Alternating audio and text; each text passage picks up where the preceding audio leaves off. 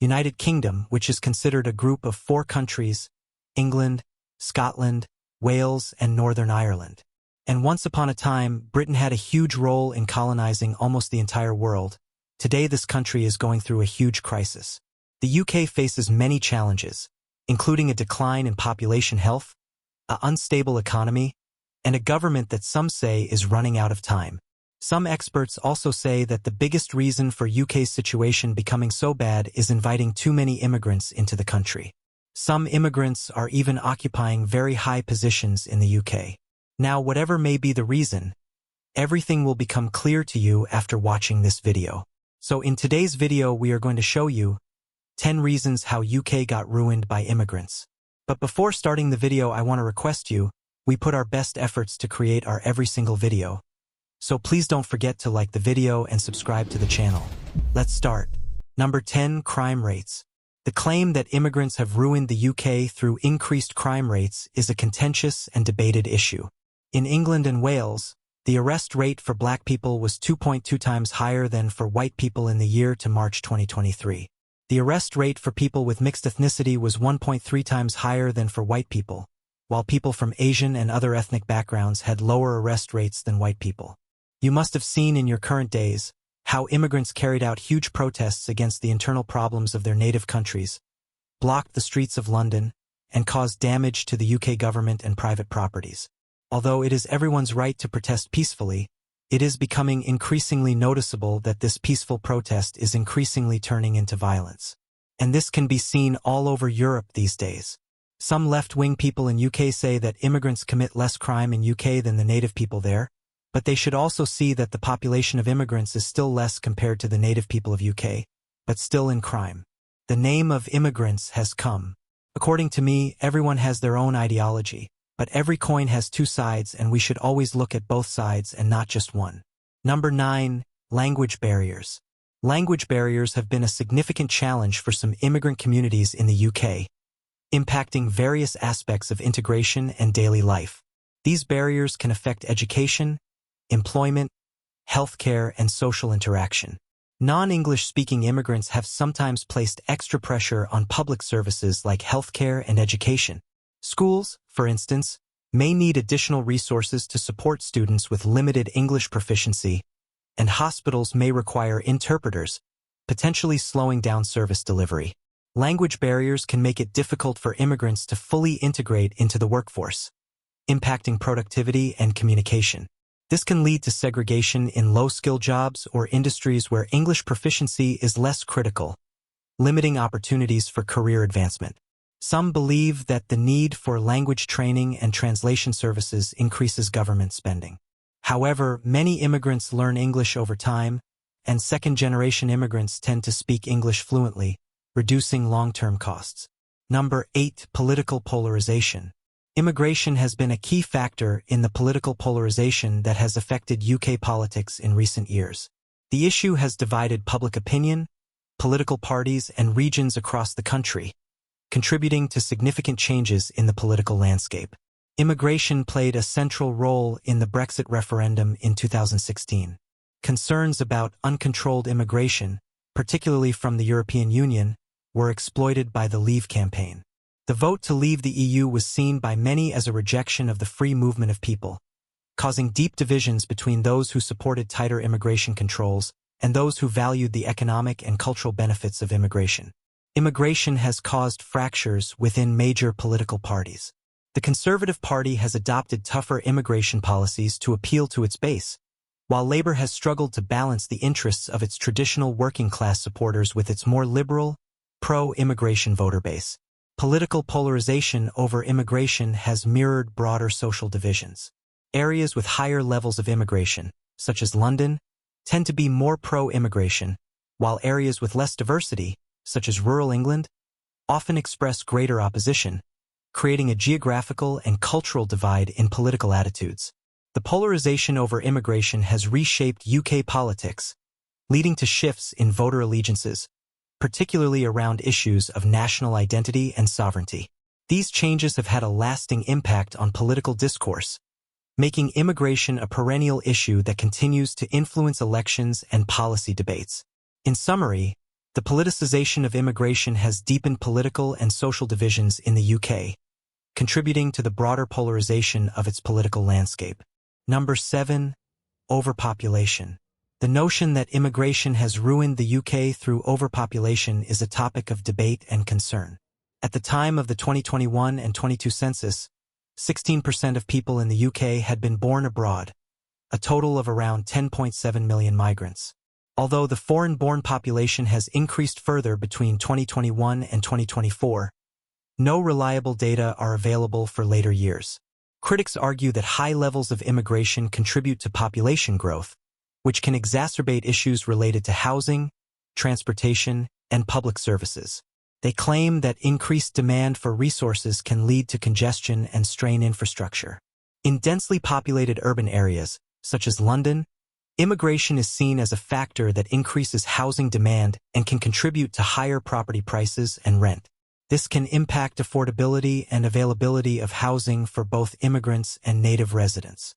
Rapid population growth can place pressure on infrastructure, including schools, hospitals, and transport systems. Critics argue that this can lead to longer waiting times and reduced quality of services. In summary, while concerns about overpopulation related to immigration are raised, evidence suggests that the relationship is multifaceted. Effective management and planning are key to addressing the challenges associated with increased population density. Number 6. Rise of xenophobia and far-right movements. The rise of xenophobia and far-right movements in the UK has had significant and often negative effects on the political and social landscape of the country. Far-right movements have contributed to greater political and social polarization. These groups often use anti-immigrant rhetoric to galvanize support, leading to heightened divisions between different segments of society. The rise of far-right parties and groups such as UKIP and the Brexit Party has shifted mainstream political discourse to the right. Issues related to immigration, national identity, and sovereignty have become more contentious and central to political debate. Xenophobic rhetoric has been linked to an increase in hate crimes and discrimination against immigrants and minority communities. This can create an environment of fear and exclusion, impacting community cohesion and individual well-being. Far-right influence has affected policy decisions, particularly in areas related to immigration and social integration. This can result in stricter immigration policies and reduced support for multiculturalism. In summary, the rise of xenophobia and far-right movements has had a profound impact on the UK, contributing to increased social division, hate crimes, and shifts in political discourse. These developments have challenged the country's social cohesion and influenced its political trajectory. Number 5. Cultural change and identity. Some critics believe that large-scale immigration has diluted traditional British values, customs, and way of life.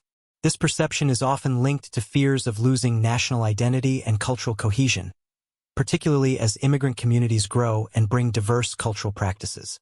The rise of multiculturalism in the UK has been met with mixed reactions. Proponents argue that immigration enriches society by introducing new languages, foods, traditions, and perspectives, making the UK a more vibrant and globalized nation.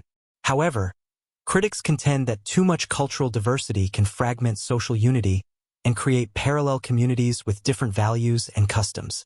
Challenges related to integration have fueled debates. Some argue that immigrants have not fully integrated into British society, leading to tensions between communities. Issues such as language barriers, different religious practices, and varying social norms can create a sense of otherness and division.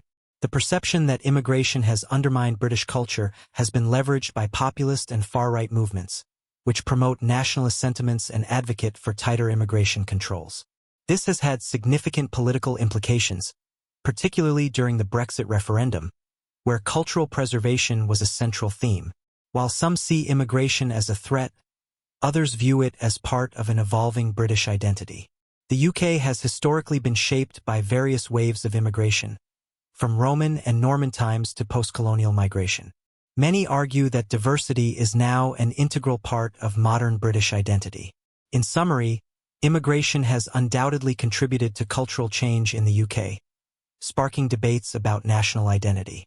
While some see this change as a threat, Others recognize it as part of an evolving and diverse British society.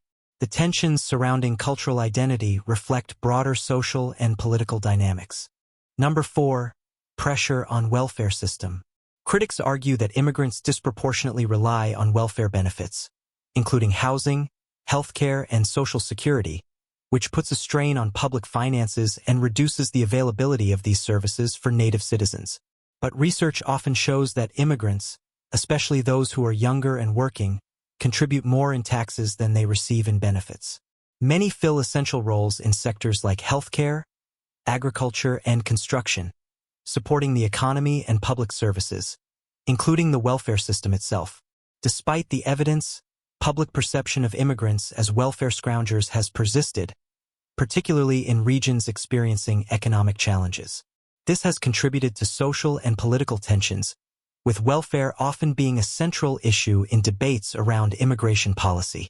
Governments have introduced policies to restrict immigrants' access to certain benefits, such as the no recourse to public funds rule, which limits access to welfare for many immigrants. These measures are aimed at addressing concerns about the welfare system, but they have been criticized for creating hardships for vulnerable migrant communities. In summary, while there are concerns that immigration puts pressure on the UK welfare system, evidence shows that immigrants tend to be net contributors. The issue is often more about perception and political discourse than actual economic strain. Number 3. Job competition. Immigration is often cited as a factor contributing to job competition in the UK. Critics argue that immigrants increase the supply of labor, particularly in low-skilled sectors, which can lead to greater competition for jobs. This is perceived to put pressure on wages and employment opportunities for native workers, especially in industries such as construction, hospitality, and agriculture. Some believe that employers may prefer to hire immigrants who are often willing to accept lower wages or work longer hours, which can lead to wage suppression for British workers. This is particularly a concern in sectors with little union representation and lower labor protections. Studies have shown that immigration can have a small negative impact on the wages and job prospects of low-skilled native workers. However, the effect tends to be limited and often outweighed by the broader economic benefits of immigration, such as increased productivity and consumer demand. Many economists argue that immigrants often complement, rather than compete with, native workers by taking jobs that locals may be unwilling to do or by filling gaps in the labor market. This can lead to overall economic growth, creating new jobs and opportunities. The impact of job competition varies by region and sector. In areas with high immigration, there may be more noticeable competition for low-skilled jobs, while in other regions, immigrants may help sustain local economies by addressing labor shortages. In summary, while immigration can contribute to job competition in certain low-skilled sectors, the overall impact on the UK labor market is complex. Immigrants play a vital role in filling both high and low-skilled roles, and the broader economic benefits they bring often offset any localized job competition. Number 2. Housing shortages. Immigration is often cited as a contributing factor to housing shortages in the UK. Immigration adds to the overall population, increasing the demand for housing. As more people, including immigrants, settle in urban areas, the demand for homes exceeds the supply, contributing to housing shortages. Immigrants tend to settle in cities like London, Birmingham, and Manchester, where job opportunities and established immigrant communities exist. This urban concentration intensifies housing pressures in these areas, driving up rents and property prices. The increased demand for housing can lead to higher property prices and rental costs, making it more difficult for both immigrants and native residents to afford homes. This exacerbates affordability issues, particularly for low and middle-income households. Immigrants may also increase demand for social housing, especially if they have lower incomes or face challenges finding private rental options. The limited supply of social housing in many areas makes it harder for local authorities to meet demand. The UK's housing shortages are not solely caused by immigration. A long-standing lack of investment in building new homes, restrictive planning laws, and slow construction rates have all contributed to the crisis. Immigration can intensify existing pressures but is not the root cause of the problem. In summary, while immigration can increase housing demand, It is just one factor in the UK's broader housing shortage. The real issue lies in the country's long-standing failure to build enough affordable homes to meet the needs of its growing population, immigrant and native-born alike. Number 1. Strain on public services. Immigration is often discussed as a factor that puts pressure on public services in the UK. Immigration can lead to an increased demand for healthcare services, especially in areas with large immigrant populations. Critics argue that the National Health Service faces added strain, resulting in longer waiting times for appointments, surgeries, and treatments. Schools, particularly in urban areas, may face increased enrollment as immigrant families settle. This can lead to larger class sizes and pressure on resources, including teachers and school facilities. Additionally, schools may need to provide extra support for children who speak English as a second language. As immigrant populations grow, demand for housing and social services can rise, particularly in areas with limited resources. This can create competition for social housing and welfare assistance, causing local councils to face challenges in providing adequate support. The impact of immigration on public services is often felt most in specific areas where there are high concentrations of immigrants. These areas may see increased demand for healthcare, education, and housing, while other regions experience less strain. While immigrants do create demand for public services, they also contribute to their funding. Immigrants, especially younger and working-age people, pay taxes that help support the NHS, schools, and welfare programs. Many immigrants work in key sectors like healthcare, education, and social services, helping to sustain these systems.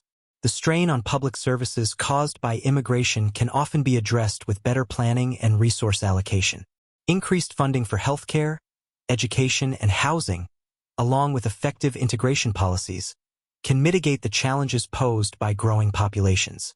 In summary, while immigration can create pressure on public services, particularly in localized areas, immigrants also contribute significantly to the funding and functioning of those services. The broader impact on public services depends on various factors, including how well resources are managed and distributed. So I hope you enjoyed this video. Don't forget to like the video and subscribe to the channel. Thanks for watching.